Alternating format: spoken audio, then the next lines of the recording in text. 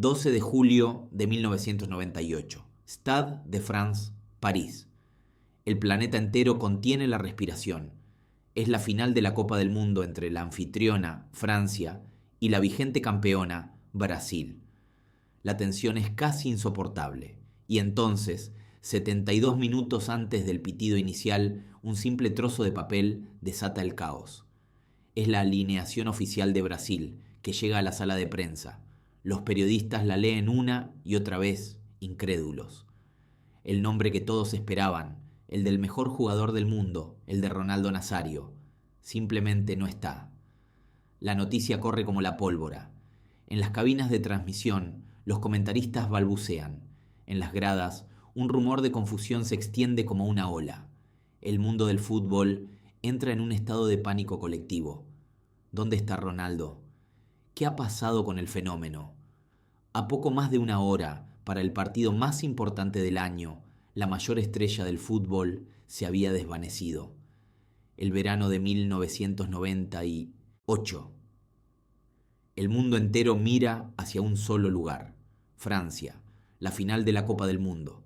De un lado, los anfitriones, una generación dorada liderada por un genio silencioso llamado Zinedine Zidane. Del otro, la mística, la historia, el fútbol hecho arte, Brasil, la canariña, los campeones defensores. Y en la punta de su lanza, el arma más letal que el deporte había visto en décadas. Su nombre era Ronaldo Nazario da Lima, pero nadie lo llamaba así. Para los comentaristas, era el delantero del Inter de Milán. Para sus compañeros, un líder. Para el mundo, era simplemente o fenómeno. El fenómeno. Y no era una hipérbole. Era una descripción precisa. Con solo 21 años, Ronaldo ya era el rey indiscutible del fútbol. Era una fuerza de la naturaleza, una combinación de potencia, velocidad y técnica que el mundo no había visto jamás. Verlo jugar era como ver a un camión de mercancías con la agilidad de un bailarín de ballet. Su famosa elástica, ese regate en 1900, el que parecía que el balón estaba atado a su bota, dejaba a los defensas más experimentados clavados en el césped, cuestionándose las leyes de la física. Su aceleración en los primeros metros era tan brutal que parecía un efecto especial. Llegó a ese mundial como el vigente Balón de Oro y jugador mundial de la FIFA. Lo había ganado todo a nivel individual. Había destrozado récords en Holanda con el PSV. Había firmado una temporada legendaria con el Barcelona y ahora era el ídolo de masas en Italia. Era más que un futbolista. Era un icono global, un tsunami mediático y deportivo que arrasaba con todo a su paso. Durante todo el torneo en Francia había sido la referencia. Cada vez que Brasil estaba en problemas, el balón iba para él. Cada vez que se necesitaba magia, sus botas la proporcionaban. Había marcado goles, había dado asistencias, pero sobre todo había infundido un miedo paralizante en sus rivales. Enfrentarse a Brasil era enfrentarse a Ronaldo, y esa era una batalla que nadie quería librar. Por eso, en las horas previas a la final en el Stade de France, no había debate. La conversación no era sobre si Brasil podía ganar. La pregunta era por cuántos goles lo haría y cuántos de ellos llevarían la firma del número 9. La final no era un partido, era una ceremonia de coronación. El escenario perfecto para que el mejor jugador del planeta levantara el trofeo más importante de todos y se sentara oficialmente en el trono de Pelé y Maradona. Era su destino. Era inevitable. Todo el guión estaba escrito. La tarde del 12 de julio, París hervía de expectación. En los vestuarios, en las gradas, en cada rincón del mundo con un televisor, la tensión era palpable. Se esperaba el anuncio de las alineaciones como un ritual sagrado. Y entonces, a 72 minutos del pitido inicial, sucedió lo impensable. Llegó la primera hoja oficial con las alineaciones a la sala de prensa. Los periodistas la recorrieron con mirada. Dunga, el capitán, sí. Rivaldo, también. Bebeto, un momento. Los ojos de miles de reporteros volvieron a leer la lista una y otra vez, incrédulos. Buscaban el nombre, el número, el 9, pero no estaba. En el lugar de Ronaldo aparecía Edmundo. El mundo se detuvo. ¿Qué había pasado? ¿Una lesión de última hora en el calentamiento? ¿Una discusión con el entrenador? En una era sin redes sociales, el rumor se convirtió en un incendio incontrolable. Las cabinas de radio enloquecieron. Las televisiones interrumpieron su programación. El fenómeno, la única certeza de esa final, la esperanza de 200 millones de brasileños, se había desvanecido del partido más importante de su vida. El guión perfecto se había hecho pedazos. La coronación se había cancelado. Y nadie, absolutamente nadie, sabía por qué. París, 12 de julio de 1998. El mundo contiene la respiración. Es el día de la final de la Copa del Mundo. En el Stade de France, la anfitriona, Francia, se enfrenta contra la todopoderosa Brasil, la vigente campeona. La expectación es máxima, un auténtico choque de titanes. Y en el centro de todo, un joven de 21 años, sobre cuyos hombros descansa el peso de una nación entera, Ronaldo Nazario, o Fenómeno. El mejor futbolista del planeta, sin discusión. Su velocidad, su potencia y su sonrisa han cautivado al mundo durante todo el torneo. Él es el arma definitiva, la garantía del pentacampeonato. Pero la historia del deporte a veces escribe sus capítulos más dramáticos lejos de los focos, en la quietud de una habitación de hotel. Horas antes de que el balón echara a rodar, en el Château de Grand Romain, el lugar de concentración de la selección brasileña, la tensión previa al partido se convirtió en un terror indescriptible. La mayoría de los jugadores descansaban después del almuerzo, una siesta rutinaria para calmar los nervios y conservar energías. En la habitación que compartían, Roberto Carlos veía la televisión mientras Ronaldo dormía. Era una escena de normalidad absoluta, la calma que precede a la tormenta. De repente, un sonido gutural rompe el silencio. Roberto Carlos se gira y lo que ve lo paraliza. Ronaldo, su amigo, su compañero, se retuerce en la cama. Su cuerpo está rígido, los dientes apretados. La espuma brota de su boca en una escena de puro terror. Son convulsiones. Violentas, incontrolables. Roberto Carlos, aterrado, grita pidiendo ayuda. Sus gritos desesperados atraviesan los pasillos del hotel. «¡Ronaldo se muere! ¡Ronaldo se muere!». El primero en llegar es César Sampaio, seguido de Edmundo. La escena que encuentran es dantesca. La estrella mundial, el hombre destinado a la gloria, está luchando por su vida, su cuerpo sacudido por espasmos. El pánico se apodera de todos. Son futbolistas de élite, preparados para cualquier desafío en el campo, pero completamente indefensos ante esto. El caos es total. Los médicos del equipo, Lidio Toledo y Joaquín Damata, irrumpen en la habitación. Logran controlar la situación, sujetando a Ronaldo para evitar que se tragara la lengua. Poco a poco, las convulsiones cesan. Ronaldo queda en un estado de sopor profundo, inconsciente. Cuando finalmente despierta, minutos después, está desorientado, confundido. No recuerda absolutamente nada de lo que ha sucedido. Para él, es como si una parte de su tarde simplemente se hubiera borrado. La noticia corre como la pólvora por la concentración. El ambiente festivo se transforma en un velatorio. Los jugadores lloran, rezan, se miran unos a otros sin entender qué está pasando. La preocupación por la salud de su amigo eclipsa por completo la final del mundo. Ronaldo es trasladado de urgencia a una clínica parisina para someterse a una batería de pruebas, electrocardiogramas, exámenes neurológicos, todo para descartar un problema grave. Mientras tanto, el autobús del equipo parte hacia el estadio, pero un asiento permanece vacío. Asiento de Ronaldo. El silencio a bordo es denso, casi palpable. La moral está por los suelos. ¿Cómo van a jugar una final sin su líder, sin su talismán y con la imagen de su sufrimiento grabada en la mente? El seleccionador, Mario Zagallo, entrega la alineación oficial. Edmundo es el titular. La noticia explota en la prensa mundial. El misterio es total. Pero entonces A menos de una hora del pitido inicial, Ronaldo aparece en el Stade de France. Trae consigo los resultados de las pruebas. Son negativos. Los médicos le han dado el alta. Se acerca a Zagallo y le dice: «Estoy bien, quiero jugar». La decisión es una de las más difíciles en la historia del fútbol. Alinear a un jugador que horas antes sufrió un ataque inexplicable, o dejar en el banquillo al mejor del mundo en el partido más importante de su vida. Zagallo cede. Ronaldo jugará. Pero el Ronaldo que pisa el césped esa noche no es o fenómeno. Es una sombra, un fantasma.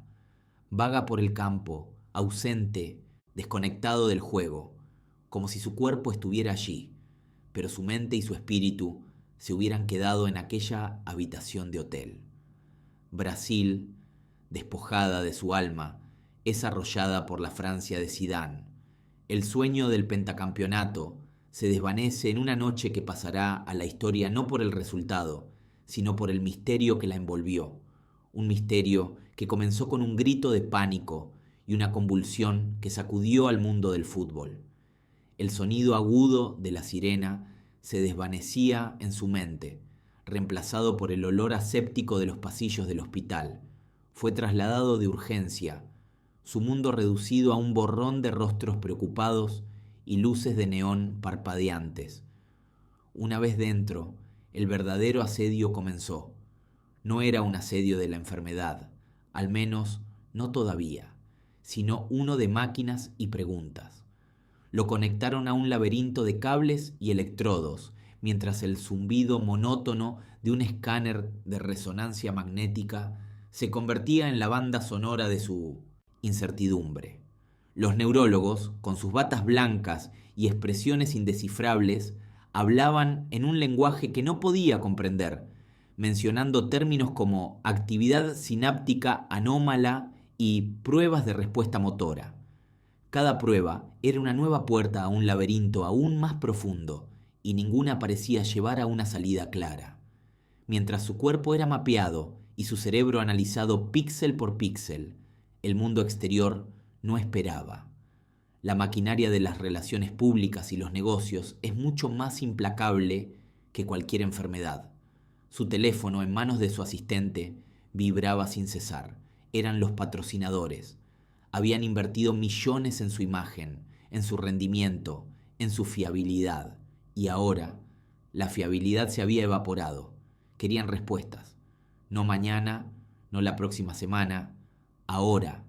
Las llamadas de la junta directiva eran aún peores. No había compasión en sus voces, solo el frío cálculo del control de daños. ¿Qué le decimos a la prensa? ¿Deberíamos activar la cláusula de salud del contrato? Cada pregunta era un golpe, una presión invisible que se sumaba al peso de lo desconocido que crecía en su interior.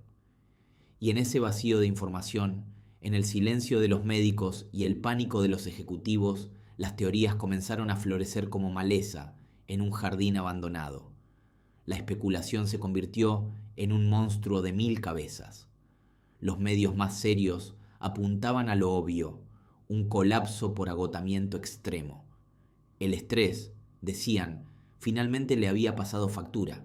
Era una explicación lógica, segura, casi tranquilizadora, pero no era suficiente para saciar la sed del público. Pronto, blogs especializados y supuestas fuentes cercanas comenzaron a susurrar sobre algo mucho más complejo. Se hablaba de una rara enfermedad neurológica degenerativa, una condición genética latente que había despertado de repente. Nombres de síndromes impronunciables llenaban los foros de internet, donde aficionados a la medicina diagnosticaban su caso con una certeza aterradora. Luego estaban los tabloides, el verdadero caldo de cultivo de la especulación salvaje. ¿Y si no era una enfermedad? ¿Y si había sido provocado? Las teorías de la conspiración se dispararon. Se habló de sabotaje por parte de un rival, de una sustancia indetectable administrada en su bebida, de un complot para sacarlo del juego en el momento cumbre de su carrera. Cada artículo era más sensacionalista que el anterior, tejiendo una red de paranoia a su alrededor. La narrativa más cruel, sin embargo, era la que atacaba su carácter. se insinuaba un estilo de vida oculto, fiestas secretas, el uso de sustancias que finalmente habían dañado su sistema nervioso. Su reputación, construida con años de disciplina y esfuerzo, estaba siendo desmantelada por rumores anónimos en cuestión de horas. Y él, en el centro de todo este huracán, postrado en una cama de hospital, se sentía más solo que nunca. Su crisis de salud personal se había convertido en un espectáculo público, un producto de consumo para un mundo hambriento de drama. Los primeros resultados de las pruebas llegaron y no hicieron más que espesar el misterio. No había respuestas claras, solo más preguntas. Los neurólogos estaban perplejos. La presión aumentaba, las teorías se volvían más descabelladas y una verdad mucho más extraña de lo que nadie podía imaginar esperaba pacientemente su momento para salir a la luz. En las entrañas del Stade de France, a poco más de una hora para el pitido inicial de la final del mundo, la noticia cae como una bomba. La hoja oficial de la alineación de Brasil es distribuida a la prensa, y un murmullo incrédulo se convierte en un clamor. El número 9 no es Ronaldo. En su lugar aparece el nombre de Edmundo. El mundo del fútbol se detiene.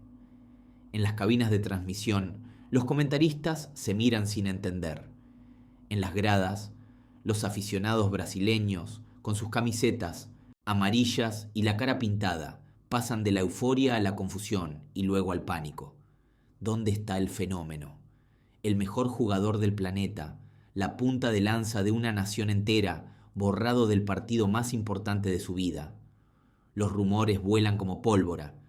Se habla de una lesión de tobillo, de una pelea en el vestuario, de una crisis de ansiedad. La verdad, sin embargo, es mucho más oscura y aterradora. Horas antes, en la concentración del equipo, Ronaldo había sufrido una convulsión violenta.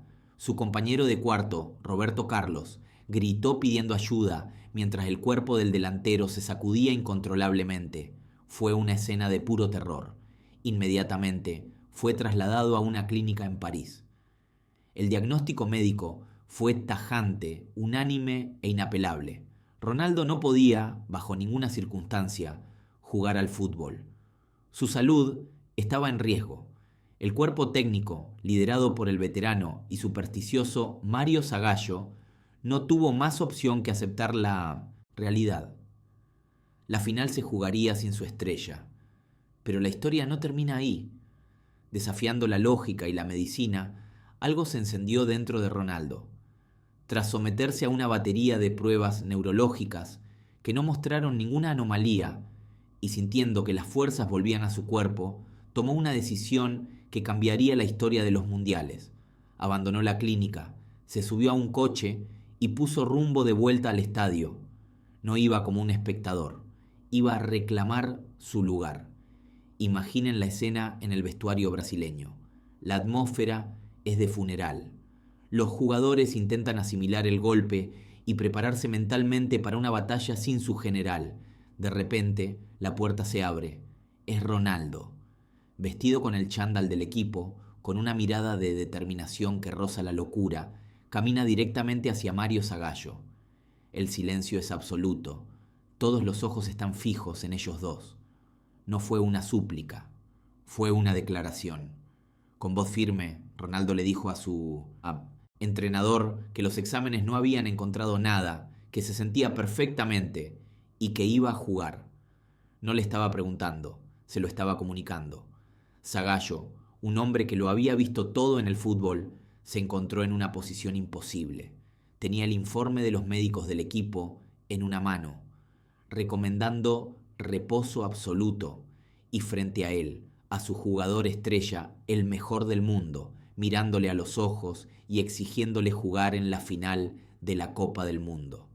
Era la palabra de la ciencia contra la voluntad indomable de un genio. La presión era inmensa. ¿Qué hacer? ¿Proteger la salud de su jugador o confiar en su instinto? En un acto de fe, o quizás de desesperación, Zagallo tomó la decisión más arriesgada de su carrera. Cedió. Se dio la vuelta y con un gesto le comunicó a Edmundo la noticia devastadora. Volvía al banquillo.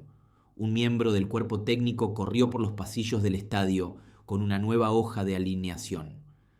Apenas unos minutos antes de la hora límite, el cambio fue registrado oficialmente.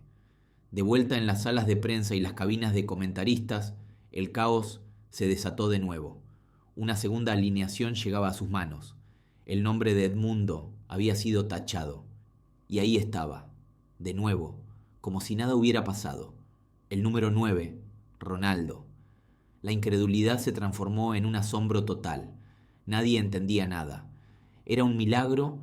¿Una irresponsabilidad monumental? Lo único cierto es que, contra todo pronóstico y contra todo consejo médico, el fenómeno iba a jugar la final. Mientras los equipos saltaban al césped, una cámara se centró en su rostro. Su mirada estaba perdida, vacía. Era la imagen de un hombre que había vuelto del abismo, pero nadie sabía si realmente había dejado una parte de sí mismo allí. 12 de julio de 1998. El Stade de France, en París, no es solo un estadio, es el epicentro del planeta. 80.000 almas en las gradas y miles de millones de ojos pegados a las pantallas de todo el mundo. Es la final de la Copa del Mundo. Francia, la anfitriona, contra Brasil, la todopoderosa tetracampeona, la favorita. El aire vibra con una tensión casi insoportable, la promesa de una batalla legendaria. En el centro de todo, un nombre resonaba por encima de los demás. ¿Ronaldo o Fenómeno? Con solo 21 años, era ya el mejor jugador del mundo. Una fuerza de la naturaleza, una combinación imparable de velocidad, potencia y una habilidad para definir que desafiaba la lógica.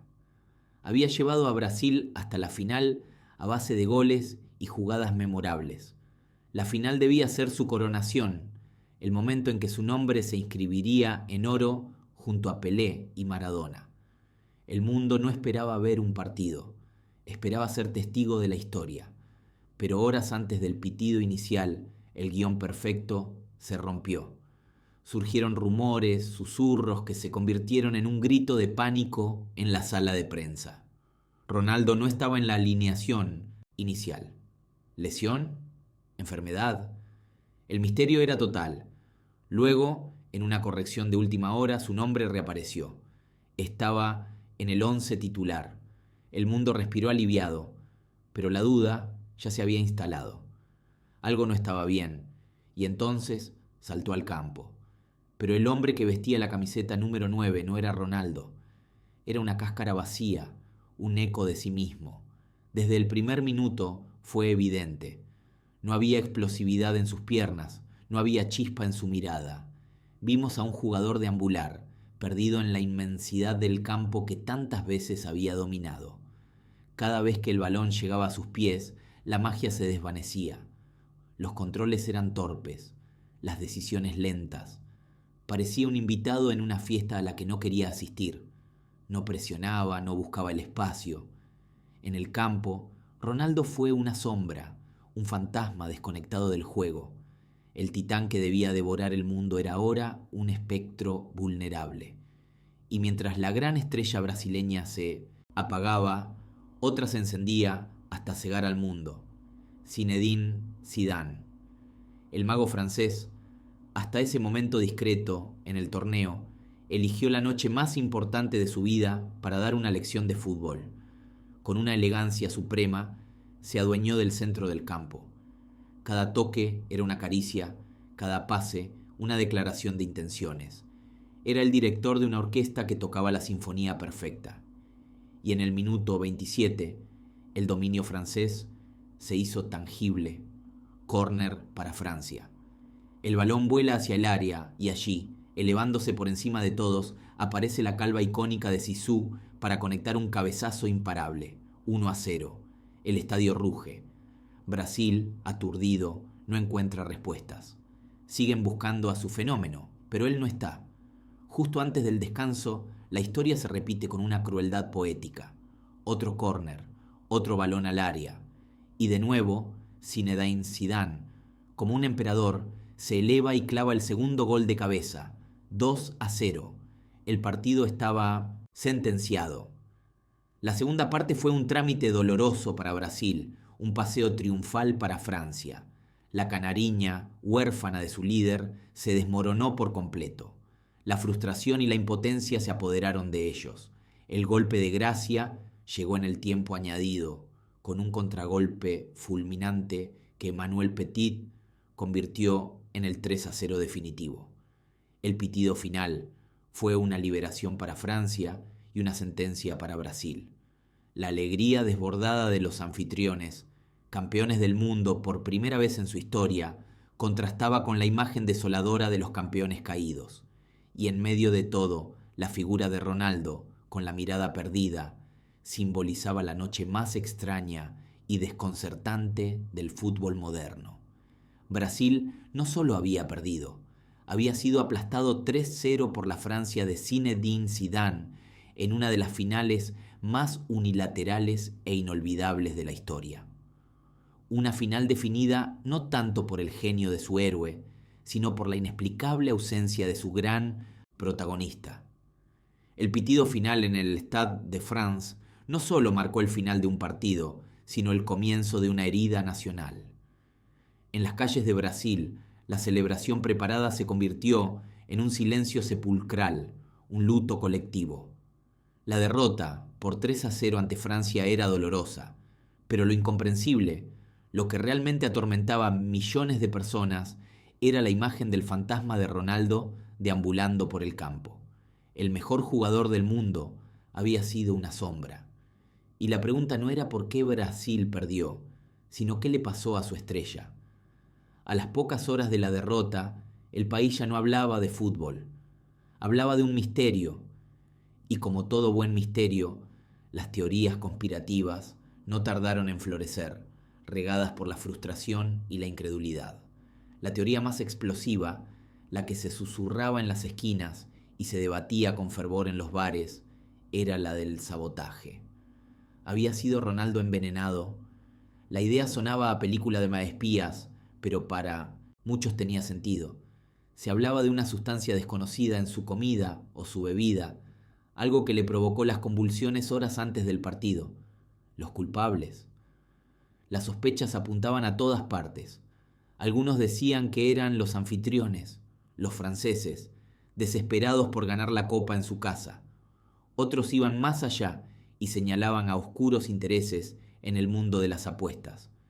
Incluso se llegó a especular con una conspiración de la propia FIFA, aunque nadie sabía explicar con qué motivo. La idea de una mano negra, de un enemigo invisible que había derribado a su héroe, era para muchos más fácil de aceptar que la simple derrota. Otra corriente de pensamiento se alejaba de la conspiración externa para centrarse en la fragilidad humana. Esta teoría hablaba de un colapso por estrés extremo. Pongámonos en la piel de Ronaldo en ese momento. Tenía 21 años, pero sobre sus hombros cargaba el peso de 200 millones de brasileños. Era, o fenómeno, el Salvador, el hombre destinado a traer la quinta Copa del Mundo. Cada anuncio, cada portada de periódico, cada conversación en la calle giraba en torno a él.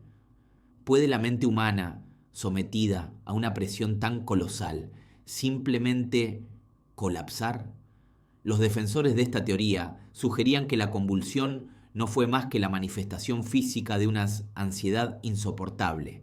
No hubo veneno ni complot, solo un joven superado por una situación que nadie, por muy fenómeno que fuera, podría soportar.